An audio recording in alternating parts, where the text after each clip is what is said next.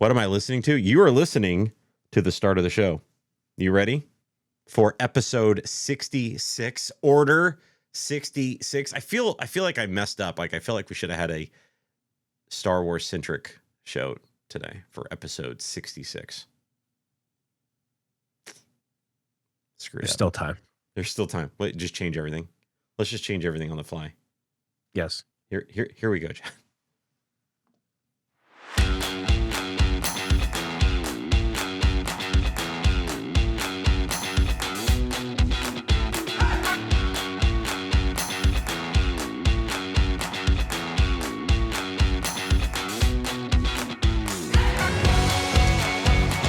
Ladies and gentlemen, welcome to Z and B Live, your unfiltered Lego podcast for episode 66. Should have made it Star Wars, Brian. Messed up. That's on me. Star Wars gets enough accreditation in the Lego realm. Enough. We don't need to be more Star Wars, do we? Do we? You can never have enough Star Wars, in my opinion. Star Wars it up, baby. I can't wait. Boy, they're really picking up traction too, talking about this new Star Wars. I think it's a movie with Ryan Gosling and Sean Levy doing the Star Wars Starfighter. I can't wait for all of I will not be excited until the moment it is done and I can decide whether or not it was worth being excited about. Yeah. It is fitting, though, that it is episode Order 66 today, and we had some massive Spaceballs news drop today, man. We got the teaser. Mel Brooks, in his 98 years, is coming back to play Yogurt. Like, come on, man. I'm so excited for this. I don't know how they're going to do it. I don't know what they're going to do with it. It's something that fans have debated about for years. Is, do we need a sequel? I mean, they joked about it in the actual movie. Do we need multiple sequels for this thing? Is it just a money grab? What is it? But man, after so many years, it's coming back. And I like, do you get all these people to come back and reprise? I mean, obviously John Candy's passed away. Like, do we get all these people to come back and reprise roles? Is it ushering in a new Rick Moranis is retired? Like, how do you do that? Like, I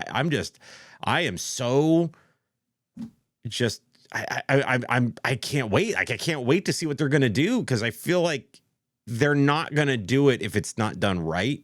So they obviously have a plan, but they're not sharing said plan. So now I don't know. But yeah, Spaceballs 2, the search for more money is officially happening in 2027. Did I see 8. that? No, it might be 7. Yeah, you're right. 7. I mean, think about it, man. If it's 2027, Mel Brooks is going to be 100 years old. I mean, I love the guy, but is he going to make it? Like, is he going to be there for the actual release of this film? He could literally be like, this could be the last thing we ever see or hear him involved with ever, is this. And I think it's kind of poetic in a way. I don't know. It's gonna be the technology is there. He won't be sitting in that makeup costume though. It'll be whatever effects they can do with the little dots on his face, and I'll figure it out. Yeah, it'll be good. Yeah. You have, speaking of effects and makeup, you've been having to deal with a lot of effects and makeup being on all over the web. I was really trying to figure out a way to segue that. It just we're just going to say that you wear makeup is what we're going to say. But man, you have been churning out the video and video content for the Switch 2 launch. And yes. Man, like, I got to be honest with you, Brian.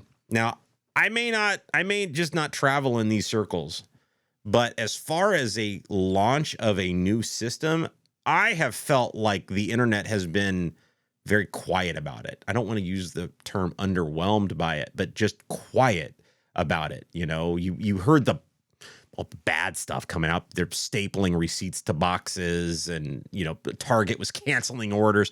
But really, after that first 24 hours, it just kind of went. They're still available. Like, you can still find them in stores. And is it a sign of the times, or it is a sign of the console? What is your take on this as the Nintendo guy? Brian, what is your take on the new set?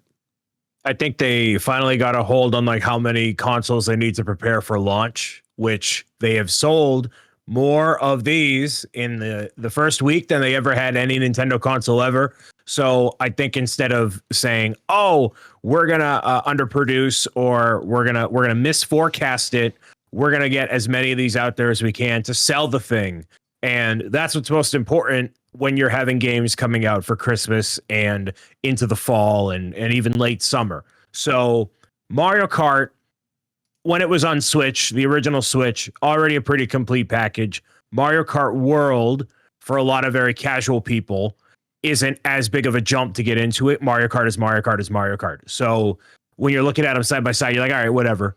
But for me, I mean, I was going to buy it day one regardless, diehard Nintendo fan. A lot of my people are really enjoying it, enjoying watching me play it, participating and everything else. So it's a bit of it's definitely a boost of energy when we've been waiting for this Switch 2 console for months and months and months, if not years, a substantial upgrade. So there's more of them out there at this point than any other, literally any other game system that's ever been out before. And they're always a slow burn. So I think by the time of Christmas, you're going to see a lot more kids wanting it on their wish list. A lot more of these, I mean, I see clips coming out about how crazy it is to drive on the walls and the rails and the roads and getting Mario Karted going from first to 15th in 2 seconds. So it's out there, it's happening. But there's not a reason for someone like you who is casual enough in the Nintendo realm to get into it. So it's going to take, I don't know what, to get someone like you to have it on the radar, but it's coming. So it's a matter of time. What? So they had they had 2 launch games, right? They had the Mario Kart World game, and then they had the, what do you call it? The tour? What was that called? Nintendo Switch Welcome Tour. Yeah. Explain to me what the heck this thing is. Because it's a paid game, right? Have you ever wanted to know the inner workings of a console by its sensors and buttons and its circuitry and the rumble effects with the speakers and the way that the vibration works within the have you ever been curious about that, Zach? I was with the PlayStation 5 when they released Astrobot, which should have been just a game of the year game right then and there. So imagine a significantly less fun version of that, and that's what that game is, and you had to pay for it. I had 2 people send me $10, and I felt compelled to play it. And there may be a chance that I never become a Nintendo brand ambassador because of my time playing that game, where I can't think of a single child who would say to themselves, wow, I really want to know the inner workings of my Switch 2. I'm going to put this on my wish list for Santa and hope that it's available along with my console. It is so out of touch and not it's like not fun. It's not fun. It's fun for me as a creator to make a moment out of it live and in clips, whatever. But like, would I sit down and play this for my enjoyment, for the joy to be sparked within my soul, to feel something that permeates through the screen and into my being? No, this is awful. It's awful. It's so out of touch. How could they justify charging people for this game? I don't know.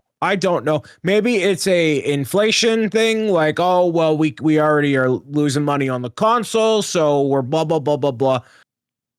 I don't know. But nothing compares to like what we saw with the Wii. The Wii had the perfect packing game with Wii Sports. Totally, perfectly illustrated what the whole console was about. Sure. And then this game just sucks. It really just Astro sucks. was the same thing. Astro's Playroom was great. Packaged with the PlayStation 5. It showed off what the power of that console could do and what the controller could do. And that was in like a crazy story way. Like, I don't know. It was really neat. I actually saw somebody live on Twitch speed running that tour game. Like that was literally their content. We're like, we're going to speed run this. I was like, what is happening in the world right now where this is content, where you're watching this person speed run the tour game? I was dying, dude. They were like in it, man. They weren't, it wasn't even like playing around. They were like invested. We are speed running.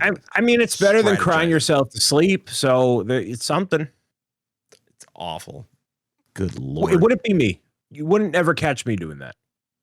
Well, you look like you're having an absolute blast with, with the console itself and the content you're creating. You're pushing out more and more and more. I do have a question about, again, this is an outsider kind of looking in on it. Like what is it? Are all of the newer games not newer games, that's the wrong way to put it. Are all of the optimized games available now? So they were like, teasing things like Final Fantasy VII Remake and other, or Rebirth and other larger games, Cyberpunk, right? Are these games available for it currently that you can get and they are optimized for the new system? Or are they still like, there's not a lot of difference between what I'm playing on my Switch OLED versus this? Some are available. I know Cyberpunk is. A lot of them are getting free patches for them to work. And some of them through Nintendo are paid or part of your online membership thing. But yeah, most of them, you're already getting it included. I'm assuming for third-party devs like Square Enix, it'll take them a minute to kind of update everything. But it should be happening. Like Hogwarts Legacy runs at, a really, really like high resolution and frame rate and everything else. And regardless of how you feel about the console, the fact that you can run a game like that at like full optimization and it's in the palm of your hand like this and it's that thin, like if you don't understand the value of that, then the Switch 2 just isn't for you. But to do this and have everything be on here is insanity. Yeah. So no, I would love that. And like that's why I'm kind of looking at it going, man, I would love to play handheld like a Final Fantasy VII Rebirth, something I can grind on, like as I'm walking around. Now I've heard, I gotta ask, right? And I know this is a Lego podcast, and we'll get into a lot of Lego to talk about today. But one of the early knocks on it when the specs came out was this has less battery life than the previous version. So now it's because it's pushing more pixels. It's whatever, and is that a hindrance, you think? Like that because you want to have that handheld ability. You want to be able to take it. You want to be able to get out of your seat and go sit somewhere and not be stuck. Because then it's no different than just having a normal console and playing Final Fantasy VII, playing Cyberpunk, right? Like at that point, I might as well be playing on like a PC. I might as well be playing on a PlayStation, whatever, right? So the idea of it is portability, but how quickly are games like that going to burn through my battery because it is pushing so many pixels and frames? Yeah, generally, it has the same battery life as the Switch 1 when it launched in 2017. So if you're playing a game like a Final Fantasy, you probably have a carrying case for your Switch 2 to bring it with you, right? It's not fitting in your pocket, whatever. And in that carrying case is going to be a battery pack of some kind. If you're out and about, you're doing whatever. Gotcha. They are relatively inexpensive, so. If you're aiming to play an intense game like that, yeah. If you're playing Mario Kart, I think it'll last a little bit longer. But yeah, I don't envy battery life on the more intense games. I never, ever, ever, ever play handheld, ever. I don't travel with my Switch. Actually, fun fact, I don't typically game. I'm like, busy doing whatever I'm doing. So, I always leave it in the dock, and that's kind of where it stays. Gotcha. So.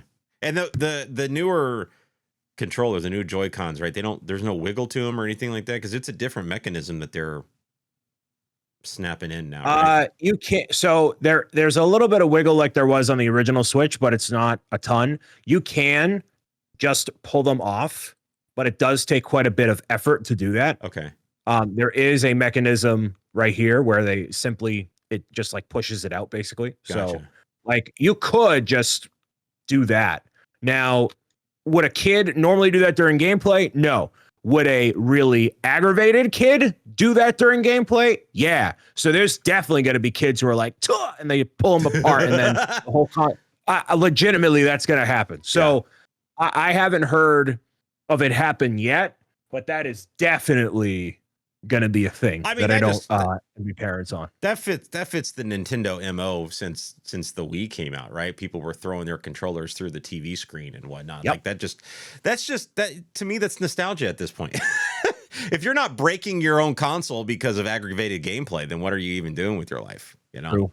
True. But I'm excited to see more content, from you regarding the Switch, and make sure you guys are checking out Bricks O'Brien for all of that Switch related content and all the fun stuff that he's got cooking. A lot of stuff with that kind of content that I can't wait to see. So make sure you give him a tickle, give him a follow here on Twitch and YouTube and all over the social sphere. And that goes for all of you guys out there for this show as well. The Unfiltered Lego podcast. We're not only available here live on Twitch, but we're also available. The posted shows go to our YouTube channel, and you can find us there at youtube.com/ZNB. And it also on all the podcast formats that you can find us on: Spotify, Apple Pod, as long as Spotify is working. Today when the entire internet shut down, Spotify wasn't working, so who knows. But join us for the live show here on Twitch. That's where you really want to be. We've now moved away from the live broadcast on YouTube and have moved to our home here on Twitch for the live portion of the show. And if you'd like to get into the live portion of the show, join us, twitch.tv/Zach M. Rutledge, for the conversation. Be in the conversation, be in chat, be in part of the conversation. And we do a little bit of a post show afterwards that we get to hang with you guys and continue that conversation if you choose to, about what we talked about in the show. But this is the Unfiltered Lego podcast. We bring you unfiltered opinions, hot takes, and whatnot, all about the Lego conversation out there. And we're going to get into it right out of the gate with the International Day of Play, Brian. Lego out there on June 11th reminding everybody, hey, guess what? We're still a toy. We're still a kid's toy. We're still an educational kid's toy, and jumping on board of the UN International Day of Play, the global celebration that recognizes every child's human right to time, space, and access to play, acknowledging play's essential role in their development. And Lego wants to celebrate that belief and help students thrive through joyful, hands-on, purposeful play that helps them understand their world and build crucial skills. And I love that. I love that Lego's embracing this, and I think it's important to remember that Lego, especially us AFOLs out there, us adult fans of Lego out there, that Lego is a kid's toy, and it's an educational kid's toy. But some of that can't necessarily be our fault for forgetting, because Lego kind of sends some mixed messages sometimes when they push so much adult sets out there, those 18 plus sets, those sets that lack play features. It's nice that Lego pushes this messaging out, but maybe they need to, everybody in the company needs to look at that messaging and say, oh yeah, we are a kid's toy. We are a kid's toy company, and we need to make sure we're embracing that. Do you feel like Lego's been kind of following the money a little bit too much over the past couple years and forgetting who they are? I don't know about that. I mean, I think they're just listening to whatever people are buying, and that's called following Lego the money. I think following the money would be catering exclusively to that demographic and kind of scaling back any of these sort of initiatives, because it's not conducive to have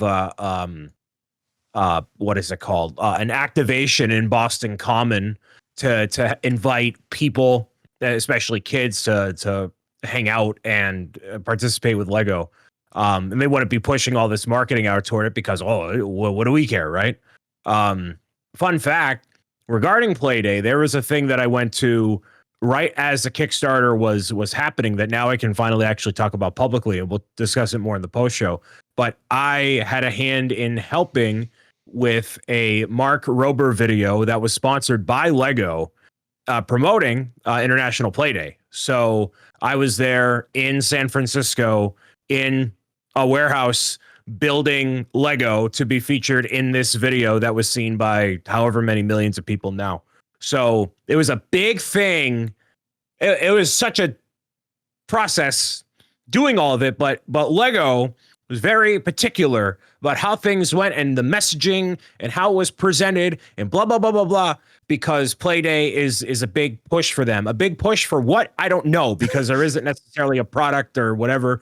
But I guess it's just a refresher at this time of year ahead of Christmas time of like, hey, we're here, families, you know. So I don't know. I love it. I love it. And it's I kind of forgot about it a little bit, but I love having a day that reminds you to, go grab a set, go hang out with your family, go get your hands on something, maybe go outside and go find a playground somewhere and just go play and get away from the devices and whatnot for a day. Just pick a day, kind of get away from those and remember to get out there and play. And, we definitely live in a digital world now. And I'm not saying that we should shy away from the technology that we're given, because it's a part of our lives and it's going to continue to be. And maybe if there was just a book about how to appropriately,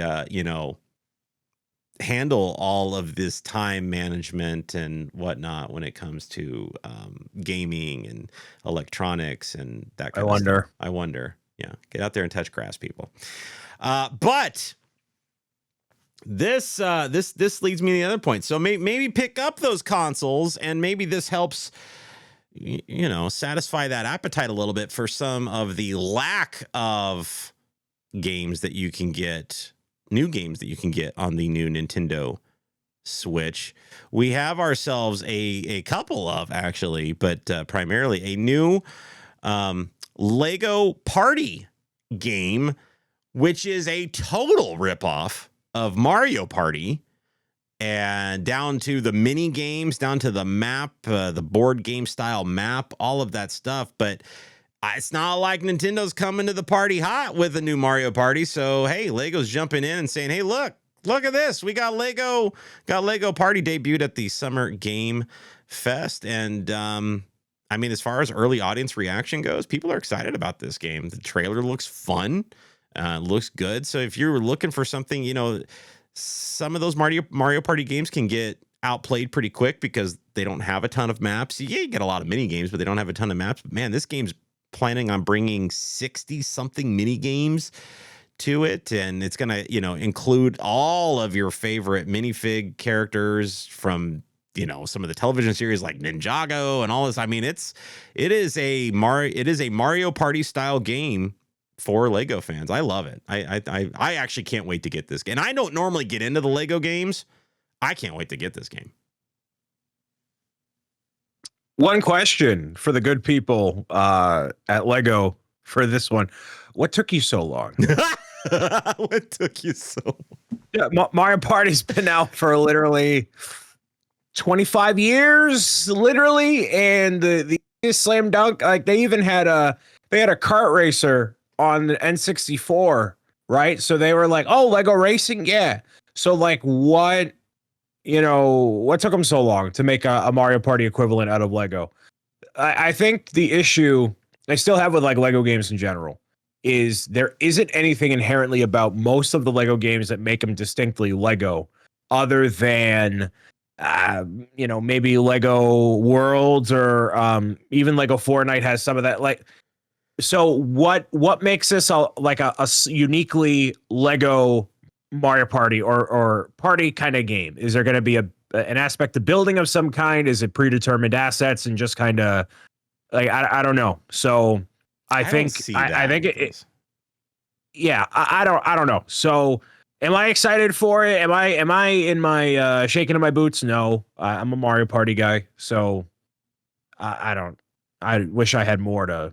They're gonna incorporate some of the Lego aspect, with the mini games. There's gonna be mini games where you literally do build, or you have to stack Legos without them tipping over or dropping or whatever, like stuff like that. Like they're gonna incorporate that style into it, which I guess kind of carries that theme. But I mean, it is a flat out board game replica of what. So if you like the Mario Party games, let me just put it that way. If you like the Mario Party games, this is gonna satisfy that appetite for something new outside of that Mario world. You're gonna get the same type of gameplay with brand new mini games, all done in a Lego style with, minifigures from all the CMF lines, from, you're, like I said, Ninjago, like all of the, like, that's what I think is going to be fun for Lego fans, is finding those characters. I'm curious how much customization will go into like selecting your playable character for your board. Like, can you really customize a minifig out? Can you almost make your own like little sig fig of sorts? You know what I mean? To kind of be like your character. Like, that would be really cool if you could do something like that going into it with all of the different, the library of parts that they have. I don't know. Again, this is a game that's on my radar. The other one that they debuted, the Voyages game, they did a game. It's the same company that did the game. It was a single player game. What was it called? It was like a puzzle. It was like a puzzle solving game where you had to kind of move through a map. And yes, now that you're saying it, I can't recall the name, but I know what you're talking about. Yeah, it's the same thing, but they made it multiplayer, so it's 2 people instead of 1. It's very, it's like it's jumping on this love fest of those co-op style puzzle games that you got to work together to accomplish a goal, and those, inevitably I can't play those games with people, because either I get invested and I get locked into the actual goal, or I become a squirrel and then I become a menace because of it. Or if I'm locked in, the other person is going through that same pattern of, I'm a menace today, right, and then we can never get on the same page. So then somebody inevitably, throws their controller through the TV screen. So that's never good.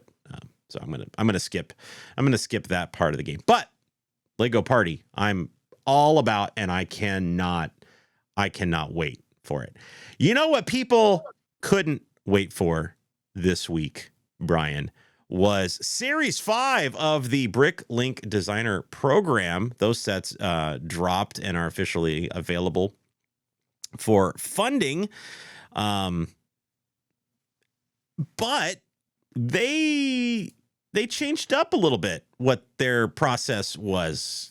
From my understanding, I haven't really gotten into the Bricklink Designer Program sets over the years, so you're kind of more of the expert in this realm. But it seems like, from my understanding, they had a set. Typically, they've had a set order. They had a funding marker they had to hit, and then they had a set number that they had available for each of those sets. And once they were sold out, they were sold out, and that's all you could get. And you had to move on, and you just had to deal with it.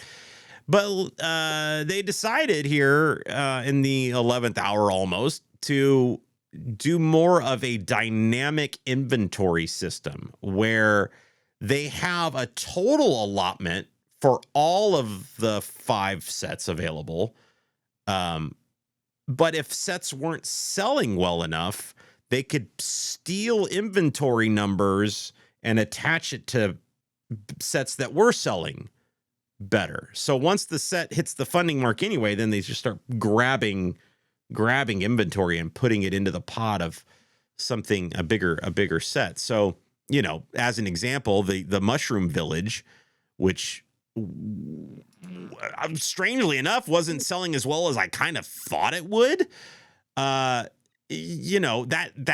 funded line is a little misleading, because they've got another funding line on Adventures in Transylvania that gets real close to the max and then shrinks back down a little bit, because they pulled inventory out of the Mushroom Village pot and stuck it in the Adventures of Transylvania. So it's like these numbers just kind of seem to keep doing that. And I'm not really sure if that's a good thing that Lego's doing here. It seems, I feel like people are kind of split on it, right? I don't know what your take is on all this. As somebody who's crowdfunded a thing or two, the point of crowdfunding is to put it out into the world and see if people want the thing to happen, right? And you go through this process of, deciding which of these sets it's going to be. The people vote for them. The designers refine them, and then they put them out into the thing. None of these projects are anywhere close to not being funded. So to me, they blow way past it. Mhm. So to me, I'm more concerned of like, why even put it as a crowdfunding thing in general? Because all of these are, by all measures, hyper successful, right? Right. So, Pro Gamer's Guide to Defeating Trolls. What, like, was it going to happen? I don't, and it was right down to the last 4 hours. So that's where those situations really matter. So I think they've gotten a lot better about like picking what's going to go through, objectively finding it. And not only that, some of these might not be selling as good as the others because something is inherently more either desirable or hits on a different note, and if something is more expensive. The Hotel Transylvania, the Adventure in Transylvania, I think is people's desire to want and I've been saying this for years, a really cool castle haunted house kind of a deal. Yeah. Right? Yeah. That's what that is. For $350, you get a boatload of minifigures, you get all this detail, and I saw a comparison of this to the Lion Knight's castle. It's kind of toe to toe, if not maybe a little smaller, but So I think people are just more excited about this. The Mushroom Village is the one that I got because I got the first one, but some people, they got the house and that's it. They don't really need the village, and maybe the third one sells even not as great if it goes through, but whatever. But Pirates is always going to do well. Castle's always going to do well. Spooky's always going to do well. And the other one of these, by comparison, whatever. And the Popcorn Wagon, it's easy to make it $55, right? So I don't know about, like, at this rate, just sell whatever you're going to sell. You like, from that crowdfunding perspective, once it's funded, yeah, everybody should go pre-order it, right? Go do it. It's just an open pre-order thing until you set the cutoff, and that's it. So now, I get it. Do you know how the percentage works with the designer on the number of units sold? Do you have any? You have no idea. Okay, because this is why I'm asking this question. So we used to talk a lot about this with movies, where you would do counter programming in a theater. So you have a big tentpole release. I'm throwing out Superman, right?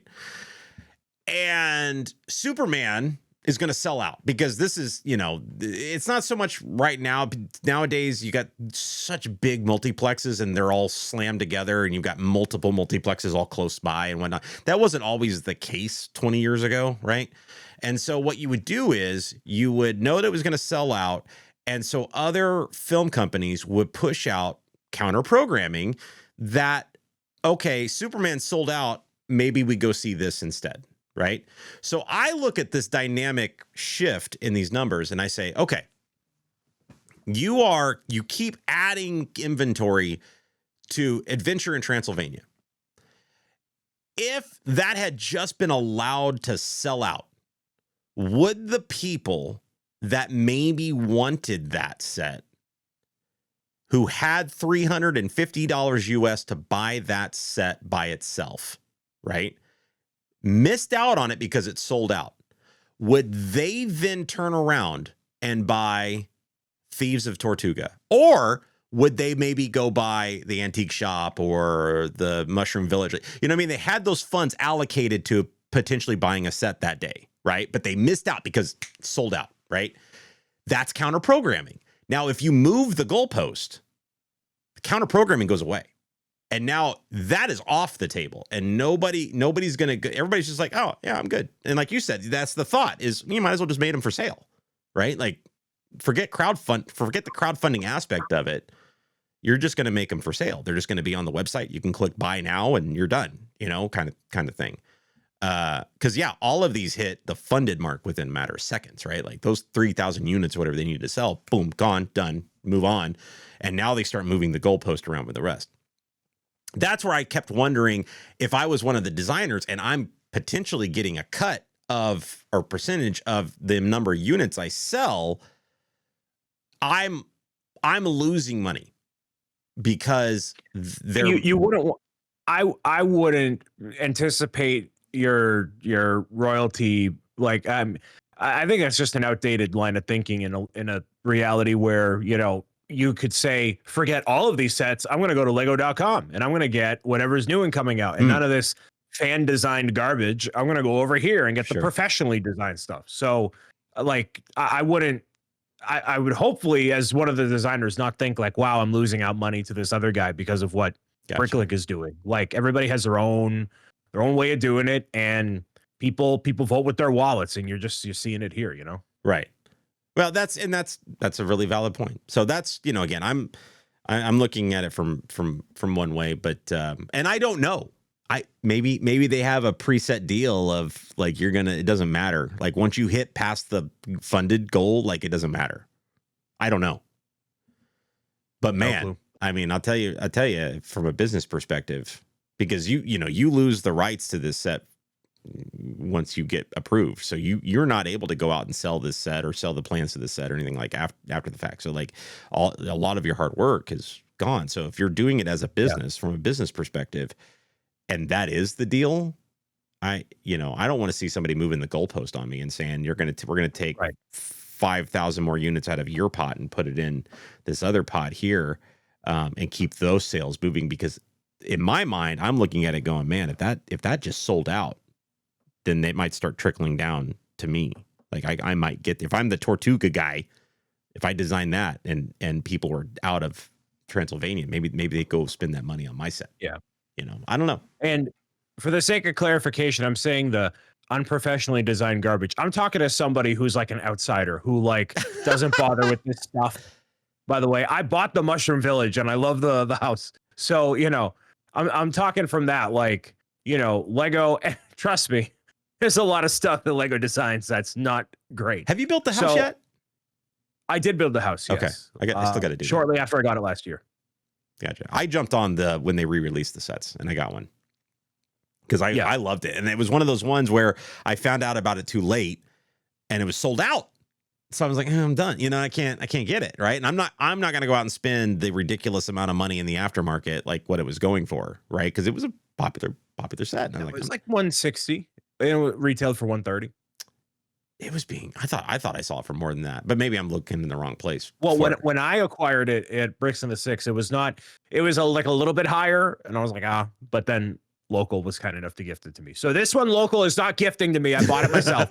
So.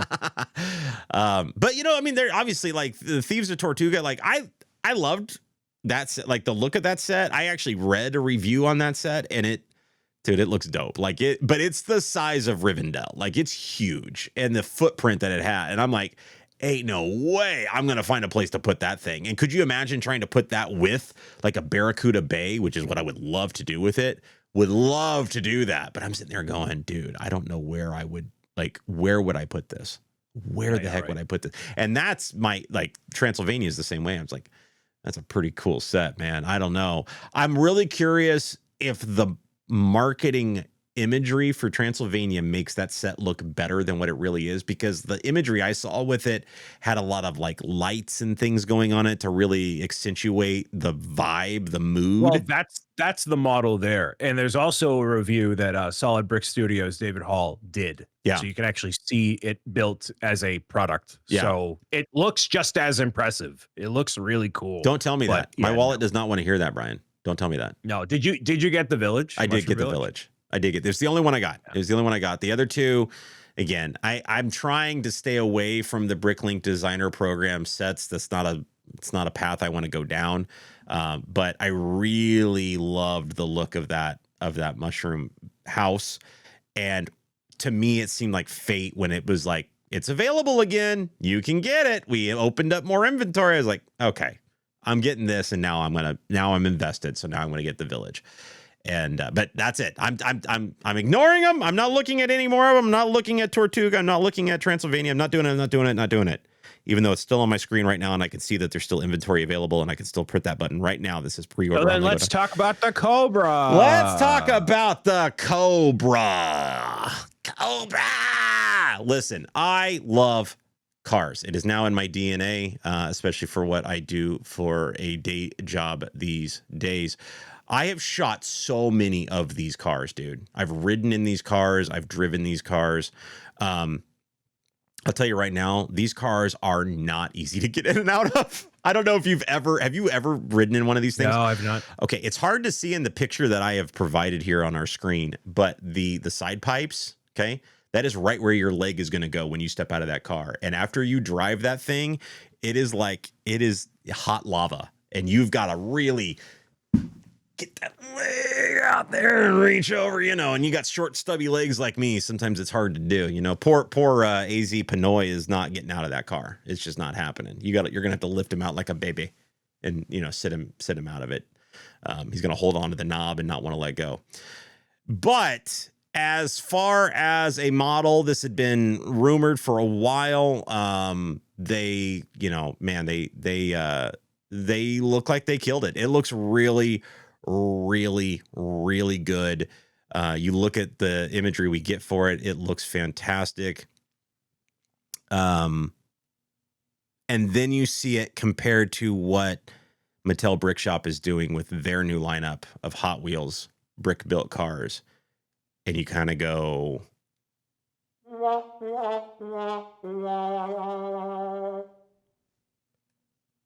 it just shows how good Mattel's Brick Shop Hot Wheels car line looks.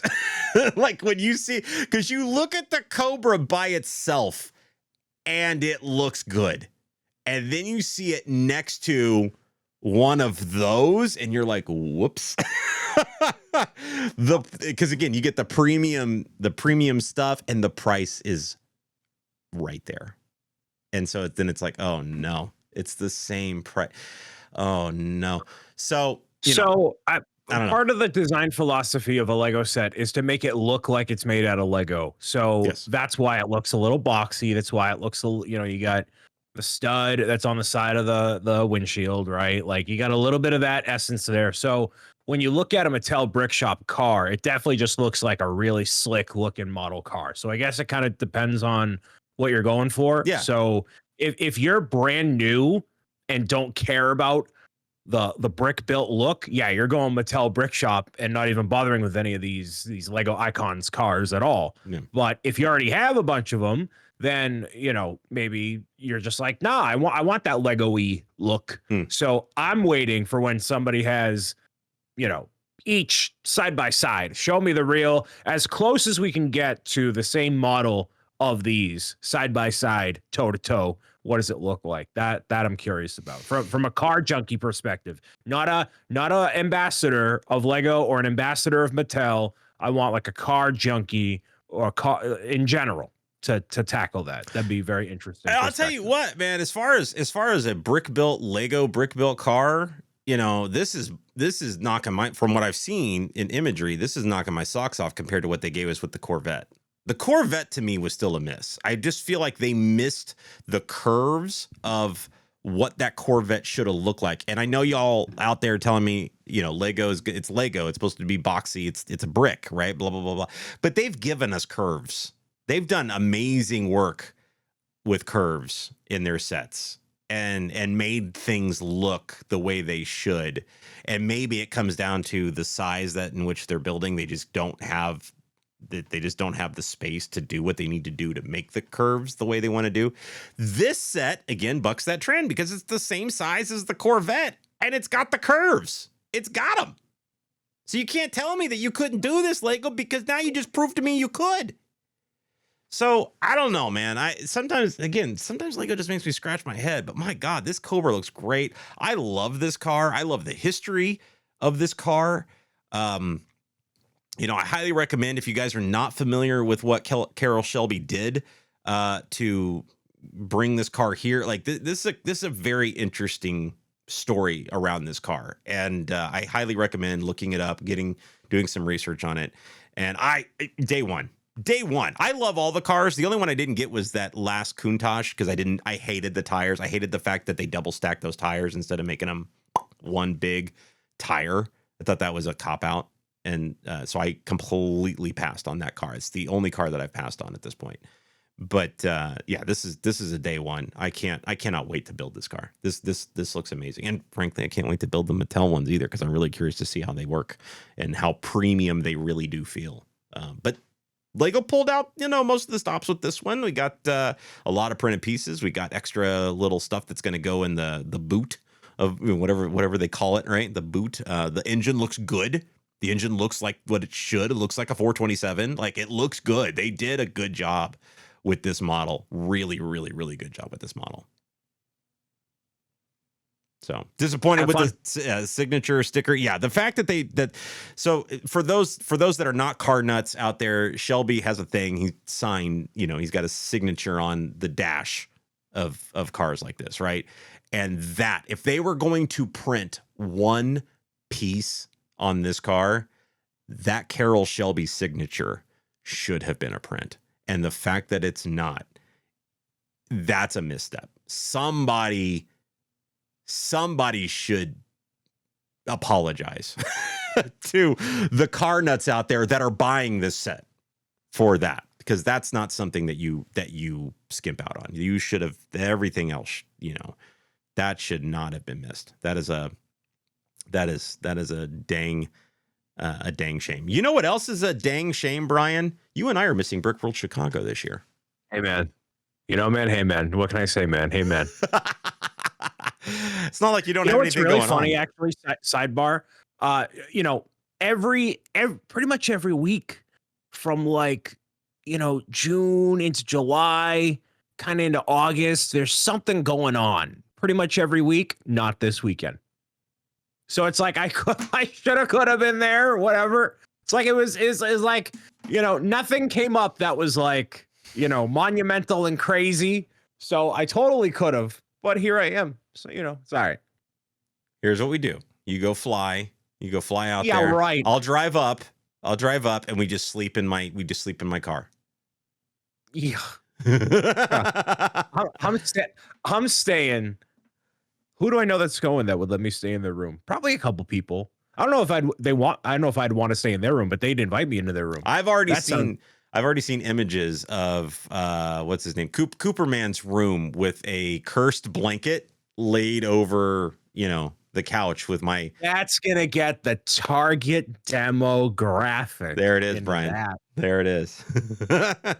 Just bring your body pillow whatever with you. Coop's demographic is. Well, here's hoping he finds it, my guy. But when it comes to Brick World Chicago, for those that might be there, maybe they're all sitting in the lobby right now, Brian, listening to us. No, they're out not. there. They're not. No, they're not. They're not. No, they're not. They're absolutely not. But Zero man, chance. it was a year ago this weekend. We were live from the floor, from the convention floor for ZNB Were Live. we? Did anyone hear us? We were Did live. Nobody heard us. Nobody heard us. Nobody heard it. They forgot speakers that day. And they didn't have any seats either. I loved. So we went and did our live show from the convention floor. And I love all of our amazing community that they went and found chairs scattered around this hotel, right? Just went and found chairs and created their own seating area to watch that show. I loved that. I still get misty-eyed about that they were that into it. They're going to sit there. But the best part is they were all watching from a delay because they were watching us online trying to listen because they couldn't hear us talk because somebody didn't understand that when you have people up there on the stage, they need speakers. Whatever. But other than not listening to the people presenting stuff like that or doing live shows from there, what are some of the things that people should be doing while they're at Brick World Chicago this weekend? The main thing you should be doing if you're inbound, if you are there, if you're whatever, I can't emphasize enough how much you just need to ignore that part of your brain that tells you that you're tired or that your social battery is depleted or whatever, and just force yourself to be as present and as social as you possibly can be, because there's so many people that show up from all walks of life and all across the world to be in one place, and you're gonna look back on this time as being a very memorable time, wishing you spent more time with those people. Go all out to dinner and go have that random lunch or participate in that activity. Do that thing and push yourself. I know that's kind of, it seems like someone like I'm not usually that guy that's like kind of like that, but that's what I've learned. Like, you're gonna walk away from this weekend exhausted. Every part of you is gonna ache and be tired. And yes, you're gonna need to recover, but that's gonna happen no matter what. So go all out, be social, meet new people, participate in the yard sale, but don't buy thousands of dollars worth of stuff that you can't swing, and whatever else you can to enjoy the experience, because that's what it's all about. That's why we do these things. We don't go there to not meet new people and to sit in a corner and do nothing. There's 0 point in doing that. Stay home. Go all out. Do the thing. Don't go to the movies. Going to the movies is such a stupid. I hate that. I hate that. I hate it so. Why would you go to the? You traveled hours to get to a location to hang out with people you rarely see in real life. Hey, let's go into a dark room and all watch something instead of engage with each other. Right? It's so stupid. I'm going to be going to GCX in July, and I'm not going to see Fantastic Four the opening weekend because I'm going to be social. Could I take away my time from being at Universal Studios, Florida, to go watch that movie? Yeah. Am I gonna? No. Don't do that. It's stupid. It's a stupid idea. And don't let Brian sway you from spending thousands of dollars on Lego sets this weekend. Follow your heart. Follow your heart. I think I spent maybe spent $100 on Lego, not even at Brick World. Like I did not go crazy. Okay. Not but do it responsibly, right? So you've actually told me this. So there are vendors on the convention floor, but then there's also the backroom deals. There's the garage sale. Yes. Tell me that. Tell me about that. Tell our viewers about that. The yard sale is something they hold. I believe it's on Friday or Saturday night, and you go into a room. They've been much better about like how they let people in, but you'll get a number, walk into the room. All these people have these tables set up, and you figure it out. If you're good at haggling, if you've negotiated for a used car down in Savannah and want to hone that skill into Lego wheeling and dealing, it's a great time to do it. And it's just everyday people for the most part, but it's also people that are looking out to supplement their business. So you're kind of competing with people who have wads of cash, but generally speaking, I have encountered people that I'm the only person that will buy this Super Mario stuff off of you. What deal can you cut me? And they're like, well, yes or no. So but I've watched. I won't name drop, even though I really want to. There was one time, as someone who lurks in this corner of the internet, in both of our chats and whatever, that I saw them walking out with one of the most. I think it was the Star Wars, the clone gunship that had the carrier. Like you pick up the ATTE, whatever it is. It was so expensive, and I saw them walking out with it. I'm like, you got that? And they were like, shut up, Brian. Just ran because they got a deal on it and whatever. Like, all right. So you can find crazy rare stuff. You can find, whatever's on your wish list for the most part. But be good at haggling. I ended up walking out last year with the treehouse, which was not like on my radar, but it was one of those things where I was able to kind of haggle down the price. What did you pay for it? I legit don't remember, but it was it was a pretty good deal. And I remember thinking it was a good deal. But then I started, at the time it was fresh in my mind, so I knew what the price was, and people were asking me as I walked out, and every single one of them that said, they were like, "Oh, that was a good deal." Like you could just see it on their face, like, I should have got that, that was kind of their mindset. So I was like, okay, I felt really good about it at that point, that I kind of made a good pick there. Yeah. And there were a couple people that went caught me, and they were like, oh, you pick, like they had been thinking about it. Right. And they were like, should I do it? Should I do it? Should I do it? Yeah. Whatever. And they didn't jump on it. So there is a level of FOMO, or fear of not necessarily missing out, but fear of somebody else swooping in too. And that can also push you to spend a little bit more money than maybe you wanted to. How it goes, right? That's the yard sale. That's a yard sale in general, not just any yard sale. Well, that's every yard sale, I should say. Yeah. It's just kind of how it goes. So it was, it was fun. It was a fun. I didn't go the first year because I was laid up with the whole leg thing, so I didn't do the yard sale the first time. So it was fun to do it. It was fun to do it last year. Sad I'm missing it this year. The what do they call it? The Festival of Lights. What is the nighttime? World of Lights. World of Lights. The World of Lights is very, very cool. That's for me, that's a can't miss. Be there for that. As an attendee, really experience all of it. Do not, if you plan on showing up in costume for whatever reason, don't not do that because other people are counting on you to show up in costume. The fan broke, and the fan broke on the Luigi costume, and I bought 2 new fans with anticipation of doing it this year, and then obviously neither of us are there. So, but I'm going to wear the Luigi costume during my partner party on the 27th. Oh, am I dressing up as Mario again? No, do whatever you want. He's gonna tell me he's doing it. I'm gonna do it, and then he's not gonna show up as Luigi. You do whatever you want. I said there's no plan. I said there's no plan for that partner party. 0 plan. One of the best invitations I've ever read in my life. I would love to share this with the masses. It is absolutely one of the best invitations I've ever read. I did put it out. I put an abridged version of it out on social media because it literally is just a screenshot of a Word doc that I put out. I normally plan anyways. Yeah. It's whatever. It was pretty funny. But it's okay. Last thing on Brick World Chicago though. So we got to like be social, meet new people, bridge those barriers, right? Like, don't just stay in your little sphere, like get out.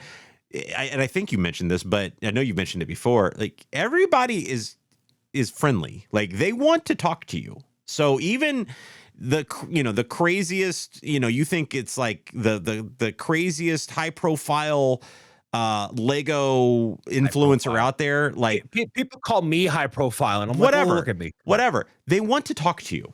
So don't not approach them because you feel afraid or scared or embarrassed or what. Like they want to talk to you. And so go up and have a conversation. You all share a common passion. You're all there for the same reason. More importantly, people that bring in their creations, they want to talk about their creations. Let alone talk to you. Let them talk to them. So, if you want to walk up to somebody about their display, ask them about it, whatever. There's plenty of workshops to get involved in, and those, from what I can tell, have been fairly hit or miss. So, be cautious with your time in that regard. But yeah, there's a lot of opportunity to expand your circle within the parameters of a Lego convention. So everybody, like you said, is there, common mind, and everybody's a certain flavor of nerd there. So nobody, if somebody's going to be standoffish or whatever, that they are very much an outlier. They are out there, but they are very much an outlier. And yeah, just try your best. Where's the place to eat? Where is it that people need to go eat? And a lot of people say Portillo's. I think I'm kind of soggy dogs. I'm not a Portillo's guy. I don't need to go. I really enjoyed when we did the community dinner last year at I was gonna say at DiGiorno's. At Giordano's, yeah. Giordano's, yeah, that was very cool. And I am sad I'm missing out on some deep dish pizza right now. So can't really get it anywhere fresh made around here. So I don't even think we were gonna do that this year if we all went. I think we were just gonna go get Costco pizza this time and do it in the lobby.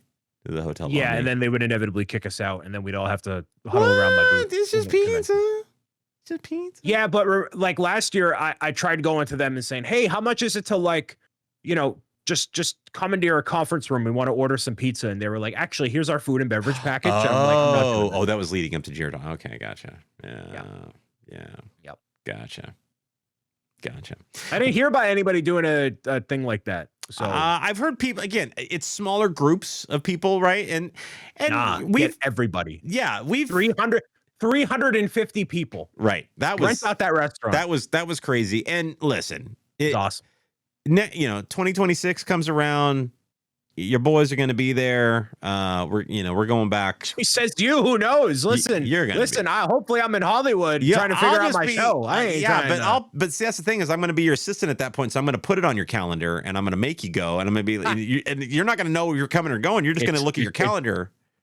It's a team building exercise. We go to Chicago and do that team building. That's all it is. Sponsored by Z&B Live, the Giordano Pizza Night. It's such a good time though. I really do love it, and I hope you all. It's such a good time that neither of us are there. Yeah. Well, but life things, it's just the way Yeah, things do sneak up, and but have fun. Those that are there, have fun, enjoy yourself, be safe, and have a fantastic time. Take lots of photos, share them on social media so we can all see They're them. not listening. And if you are listening out there, if you do take photos or video of the displays, try to tag the actual designer while you're there. Give them some love on your social media. Give credit to the designers always. Yes. Man, boy, these hours just, I don't know how we get through this much stuff half the time in the time that we have. But that will in fact do it for our show. Now, if you are in the live chat right now here on Twitch, make sure you stick around. We'll be available for a little bit of time afterwards to do a little bit of post show, talk about any of the stuff we talked about today, especially that Cobra. I'd love to get more thoughts on the Cobra or the Bricklink designer program. Did you guys buy anything during the Bricklink designer program funding phase for Series 5? Let us know in the comments if you're watching this afterwards. We'd still love to know that. And if you're buying the Cobra, and if you went to Brick World Chicago, hit us up. Let us know you were there, what your favorite thing you saw or did was. Mr. Bricks O'Brien, thank you so much for another fantastic show. I appreciate you.